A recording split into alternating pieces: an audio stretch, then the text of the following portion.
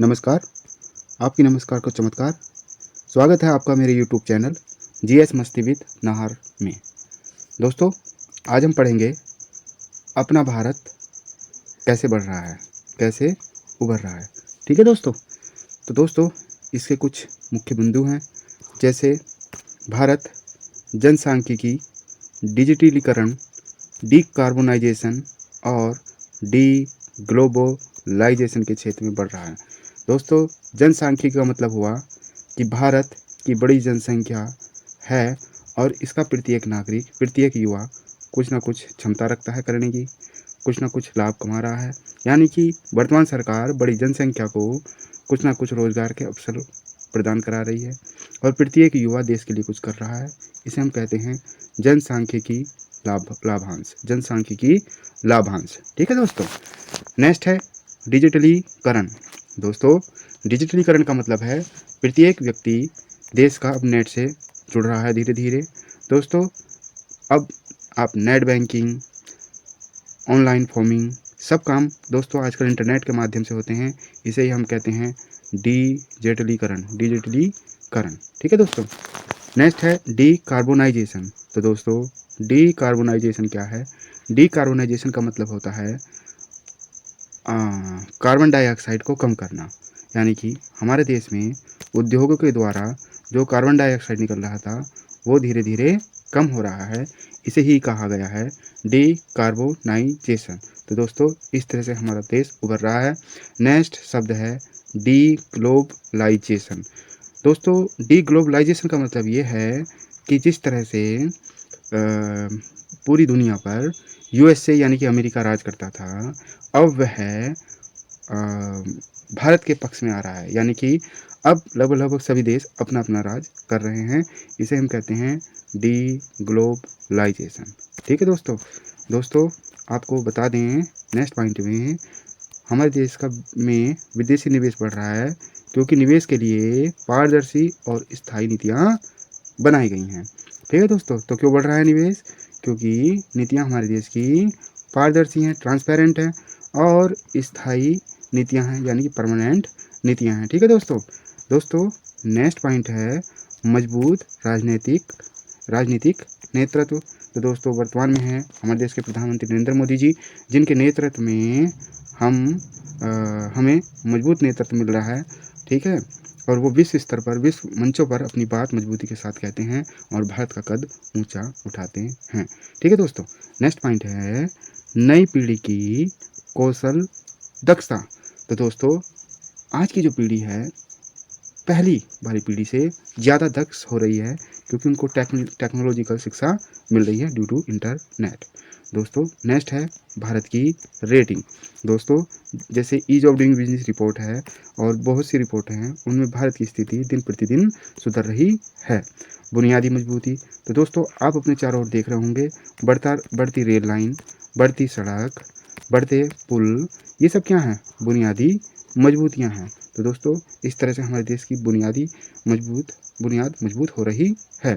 दोस्तों, आपको बताना चाहूँगा नेक्स्ट पॉइंट में पांचवी बड़ी अर्थव्यवस्था वर्तमान में है भारत। दोस्तों, अभी कुछ दिन पहले ही भारत ने ब्रिटेन को पीछे कर दिया है। दोस्तों, ब्रिटेन को पीछे कर दिया है और 2030 तक भारत तीसरी सबसे बड़ी अर्थव्यवस्था होगी। कौन सी होगी दोस्तों? तीसरी होगी।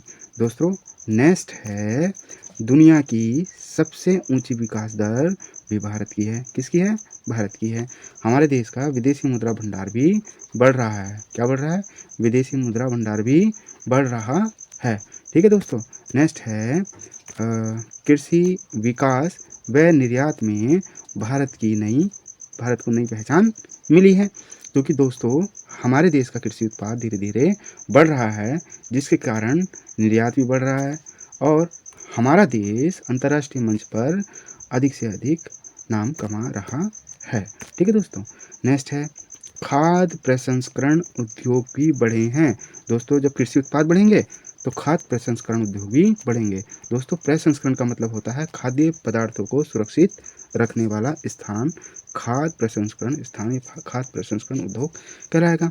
नेक्स्ट है बैंकिंग क्षेत्र में जोरदार सुधार हुआ है। तो दोस्तों, जब बैंक सुधार क्षेत्र में सुधार होगा तो हमारे देश में निवेश ज़्यादा आएगा, यानी कि निवेश ज़्यादा होगा तो उद्योग ज़्यादा लगेंगे, उद्योग ज़्यादा लगेंगे तो रोज़गार भी ज़्यादा मिलेगा। ठीक है दोस्तों। दोस्तों, विगत कुछ वर्षों में देश के 20 महानगरों में कितने 20 महानगरों में मेट्रो प्रारंभ हो चुकी है। दोस्तों, वर्तमान सरकार ने कॉर्पोरेट टैक्स जो है वह घटा दिया है। अब टैक्स घट गया है तो बिजनेस ज़्यादा होगा, बिजनेस ज़्यादा होगा। ठीक है दोस्तों। नेक्स्ट है, सरकार द्वारा कारोबार का आधार तय किया गया है। ठीक है दोस्तों, क्या तय किया गया है? कारोबार करने का आधार भी तय किया गया है। किसके द्वारा? सरकार के द्वारा।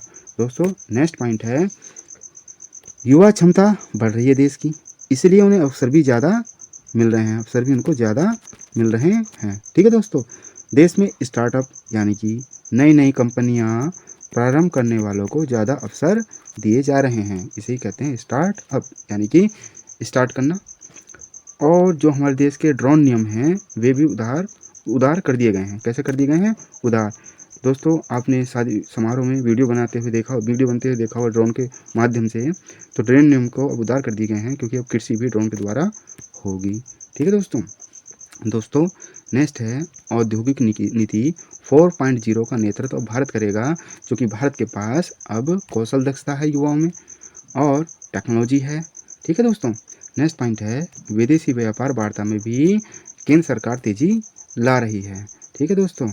और अपने आसपास के देशों से सकारात्मक बात कर रही है। दोस्तों, हमारा देश इसलिए भी बढ़ेगा अब क्योंकि भारतीय रिजर्व बैंक ने, आरबीआई ने डिजिटल रुपए को मंजूरी दे दी है। दोस्तों, नेक्स्ट पॉइंट है, वैश्विक व्यापारिक सौदों का निपटारा रुपए में होगा। तो अब जो वैश्विक व्यापारिक सौदा है उसका निपटारा क्या में होगा? रुपये में होगा। दोस्तों, ये सरकार लॉजिस्टिक नीति पे बहुत ध्यान दे रही है। कहाँ पे? लॉजिस्टिक नीति। दोस्तों, लॉजिस्टिक का मतलब होता है जैसे दोस्तों एक बंदरगाह से किसी राज्य में सामान जाने के लिए जो खर्च आता है वह लॉजिस्टिक खर्च होता है। तो अब जो है किसी बंदरगाह से देश के किसी भाग में सामान जाने में जो किराया भाड़ा लगता है उसमें कमी की गई है। क्या की गई है? कमी की गई है। तो नई लॉजिस्टिक नीति से जब व्यय में कमी हो जाएगी तो बिजनेस बढ़ जाएगा। ठीक है दोस्तों। अच्छा, भारत सरकार की दूरगामी नीति है गति शक्ति योजना। कौन सी योजना? गति शक्ति योजना। इसके तहत सरकार सड़क वगैरह पर और बंदरगाहों पर ध्यान दे रही है। ठीक है दोस्तों। अच्छा, सरकार ने वैश्विक आपूर्ति श्रृंखला प्रतिस्पर्धा में भी बढ़ोतरी की है। जैसे अब भारत अफगानिस्तान और अपने माली वगैरह आसपास के देशों को आपूर्ति करा रहा है। और कोविड-19 के दौरान भारत सरकार ने आसपास के देशों में बहुत सारी वैक्सीन दी है। इसका मतलब भारत आपूर्ति दूसरे देशों में बढ़ा रहा है। दोस्तों, हाल ही में आई रिपोर्ट जो कि एक निवेश बैंक है, मॉर्गन स्टैनली की रिपोर्ट कही जाती है। ये भी इसने कहा है कि भारत आने वाले 10 वर्षों में सबसे तेज़ी से बढ़ेगा। शायद ये सपना भारत का अब साकार हो सकता है और ये अपनी आर्थिक और अनुकूलताओं से वर्ष 2030 तक दुनिया की सबसे तीसरी बड़ी अर्थव्यवस्था के रूप में उभरेगा। ठीक है दोस्तों। इस टॉपिक में इतना ही। Thank you so much. जय हिंद, जय भारत।